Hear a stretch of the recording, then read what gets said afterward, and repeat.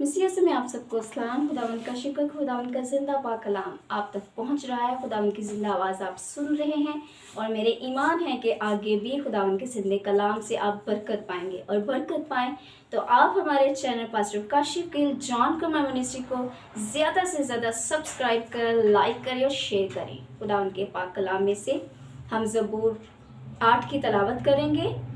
ऐ खुदावंद हमारे रब, तेरा नाम तमाम ज़मीन पर कैसा बज़ुर्ग है।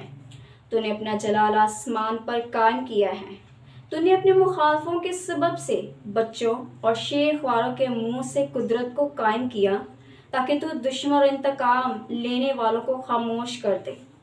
जब मैं तेरे आसमान पर जो तेरी दस्तकारी है और चांद और सितारों पर जिनको तूने मुकर्रर किया गौर करता हूँ, तो फिर इंसान क्या है कि तू उसे याद रखे, और आदमजात क्या है कि तू उसकी खबर ले, क्योंकि तूने उसे खुदा से कुछ ही कमतर बनाया है और जलाल और शौकत से उसे ताजदार करता है।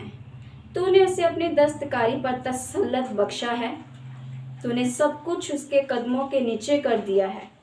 सब भेड़ बकरियां, गाय बैल, बल्कि सब जंगली जानवर, हवा के परिंदे और समंदर की मछलियां और जो कुछ समुद्रों के रास्तों में चलता फिरता है। ऐ खुदावंद हमारे रब, तेरा नाम तमाम ज़मीन पर कैसा बज़ुर्ग है।